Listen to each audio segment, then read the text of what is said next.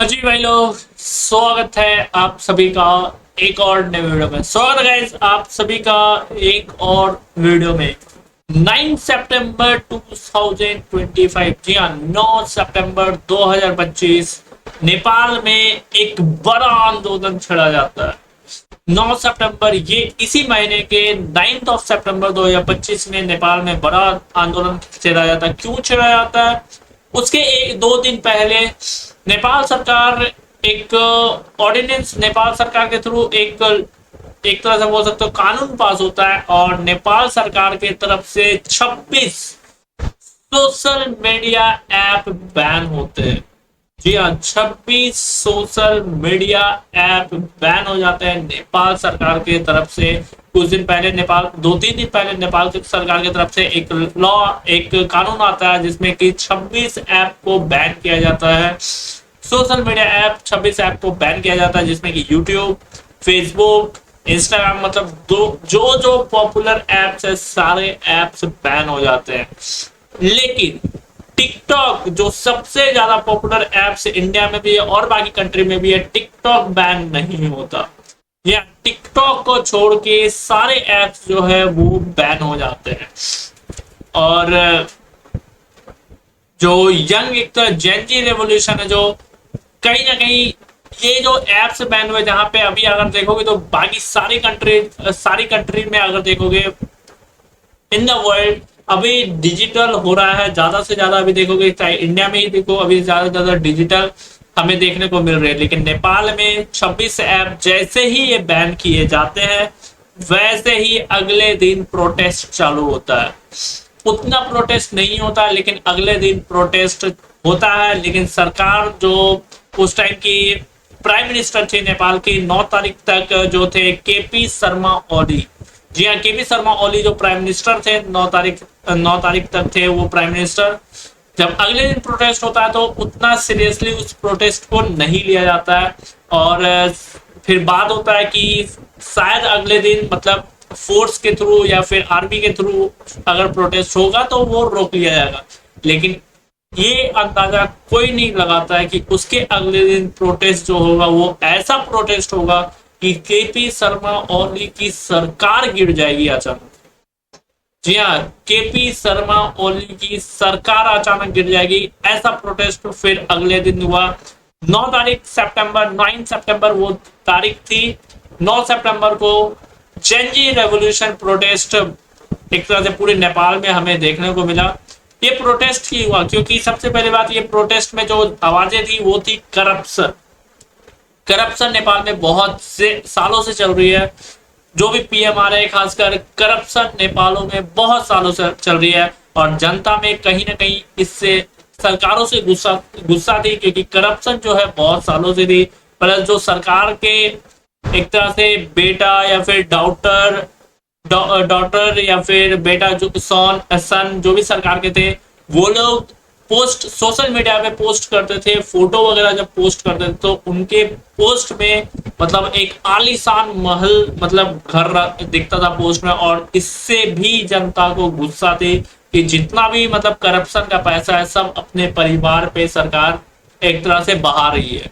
जनता का पैसा कहीं ना कहीं अपने परिवार पे सरकार एक तरह से बहा रही है, इससे भी गुस्सा था। और जब केपी ओली शर्मा ने जब 26 सोशल मीडिया एप्स को बैन किया तो कहीं ना कहीं बताया जा रहा है कि वो जो 26 सोशल मीडिया ऐप को बैन किया गया वो एक तरह से जो आम जनता है उसके लिए वो ट्रिगर्ड का वो एक काम की एक तरह से बोल सकते हो। जैसे होता है ना ट्रिगर्ड, कोई चीज होता है शांत है, गुस्सा है अंदर से लेकिन फिर भी शांति है, लेकिन कुछ चीज ऐसा लाइन क्रॉस हो जाता है कि वो ट्रिगर्ड कर जाता है। वही चीज जो 26 सोशल एप्स जो बैन किया गया नेपाल सरकार की तरफ से वो कहीं ना कहीं आम जनता के लिए ट्रिगर्ड का काम किया। और उसके बाद अगले ही दिन प्रोटेस्ट चालू हुआ। हालांकि अगले दिन उतने 8 सितंबर को उतने प्रोटेस्ट नहीं हुआ, लेकिन जो 9 सितंबर को प्रोटेस्ट हुआ, केपी ओली शर्मा जो प्राइम मिनिस्टर थे नेपाल के उन्हें रिजाइन देना पड़ा। जी हाँ, और ऐसा प्रोटेस्ट हमने पहले भी देखा हुआ, आपको याद होगा। इससे पहले बांग्लादेश में प्रोटेस्ट हुआ, 2024 में पिछले ही साल आपको याद होगा बांग्लादेश में प्रोटेस्ट हुआ, जहां पे शेख हसीना के खिलाफ एक तरह से प्रोटेस्ट पूरी तरीके से हुआ और शेख हसीना की सरकार गिर गई।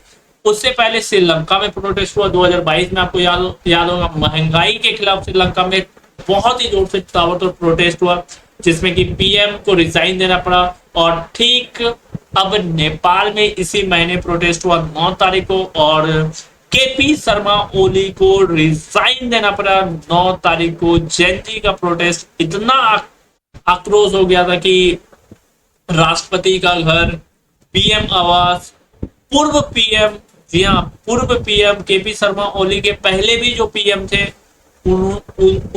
उनके भी घर में जाके पूरी आगजनी हुई, तोड़फोड़ किया गया। मतलब नेपाल में एक तरह से बोल सकते हो प्रोटेस्ट बहुत आपात हो चुकी थी, या एक तरह से ये बोल सकते हो कि नेपाल में प्रोटेस्ट एक तरह से आपात हो चुके थे। आर्मी रोकने की कोशिश कर रही थी, लेकिन क्योंकि जनता के मन में इतना गुस्सा था सरकार के खिलाफ, खासकर केपी शर्मा ओली के खिलाफ, जिसके वजह से आर्मी भी नहीं रोक पा रही थी।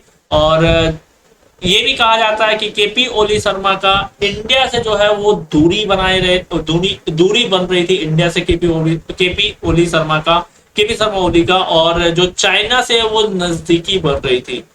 या ये भी कहा जाता है कि इंडिया से दूरी बना रहे थे केपी शर्मा ओली, और चाइना से जो है नजदीकी बन रही थी केपी शर्मा ओली की। जबकि नेपाल हमेशा इंडिया का दोस्त रहा, हमेशा इंडिया ने मदद किया है नेपाल को। लेकिन कुछ पीएम जैसे केपी शर्मा ओली की तरह कुछ पीएम जो आए, जिसके वजह से इंडिया से जो रिलेशन है धीरे धीरे वो खराब होते जा रही थी। तो इसमें भी कहीं ना कहीं जनता में आक्रोश था कि वहां की जनता चाहती थी इंडिया के साथ अच्छे रिलेशन रहे, लेकिन कुछ पीएम के कारण इंडिया से भी रिलेशन उतने खराब हो रही थी। और जिसके वजह से गाइस 9 सितंबर को जेनजी रेवोल्यूशन जो है इतना आक्रोशित हो गया, जिसके वजह से गाइस केपी शर्मा ओली को अपने पद से रिजाइन देना पड़ा। और जनता ने चुन चुन के सभी को मारा जो मंत्री में थे, पूर्व पीएम थे, यहाँ तक पूर्व पीएम की वाइफ पे भी हमला हुआ, उनके घर पे हमला हुआ तो उनकी वाइफ पे भी हमला हुआ।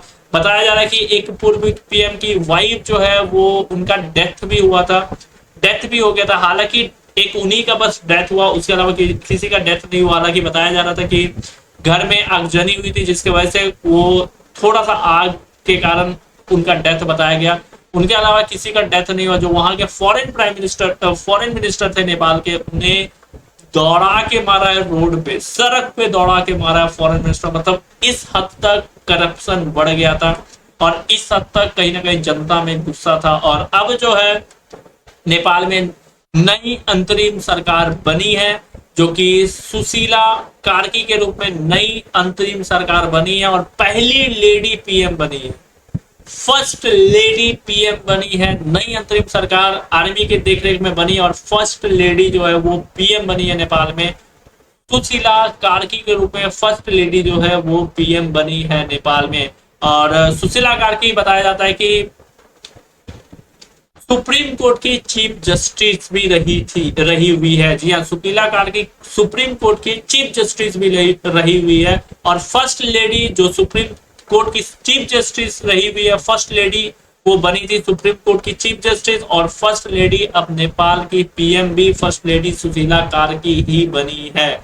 तो नेपाल में फिलहाल अंतरिम सरकार बनी हुई है। 12 सितंबर को अंतरिम सरकार बनी, 9 सितंबर को पूरा एक तरह से प्रोटेस्ट वगैरह हुआ, और 12 सितंबर को अंतरिम सरकार बनी सुशीला कार्की के रूप में। हालांकि अब धीरे धीरे नेपाल बैक ऑन ट्रैक आ चुका है, क्योंकि अब आई थिंक 13 दिन हो चुका है, तो बैक ऑन ट्रैक धीरे धीरे नेपाल आ चुका है। लेकिन जो वो प्रोटेस्ट हुआ, प्रोटेस्ट में नेपाल को भारी नुकसान भी झेलना पड़ा।